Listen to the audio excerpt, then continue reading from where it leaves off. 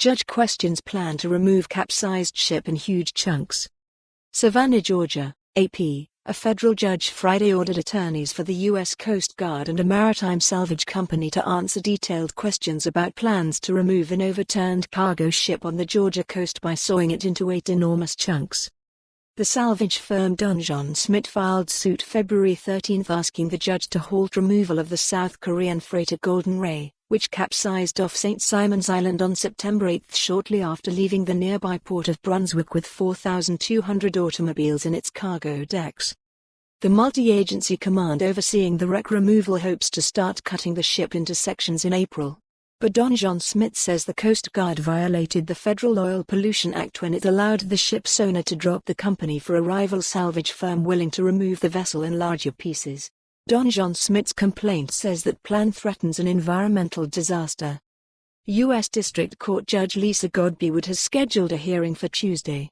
Indicating there's no time to waste, Wood submitted 45 questions Friday for attorneys on both sides to answer in writing prior to arriving in court. "This is no ordinary case," Wood wrote in her order Friday. In its legal complaint, Donjon-SMIT said in November it presented a plan to the ship's owner, identified in the court filing as GLNV24 Shipping Incorporated, to remove the ship in sections weighing approximately 600 tons, 544 metric tons, to allow systematic removal of the cars inside.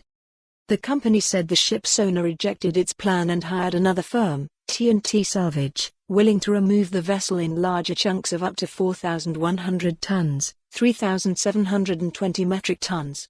By allowing the switch, it said, the Coast Guard violated the 1990 federal law intended to improve oil spill responses by requiring ship owners to designate salvage responders in advance.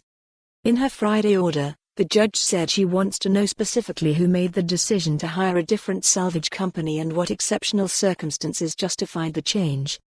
She also ordered attorneys to provide estimates for the total cost, removal timetables, probabilities for success and worst-case environmental impacts for both Donjon-SMIT's initial proposal and the current plan to carve the ship into larger pieces. In addition, the judge is asking about the importance of removing the wreck before hurricane season begins June 1. As for the 4,200 automobiles on board, the multi-agency command said this week it plans to leave them inside the huge sections of the ship that are to be lifted by a giant crane and loaded onto a barge. Though crews plan to wrap open ends of each chunk with a mesh material to contain debris, some vehicles are expected to slip through.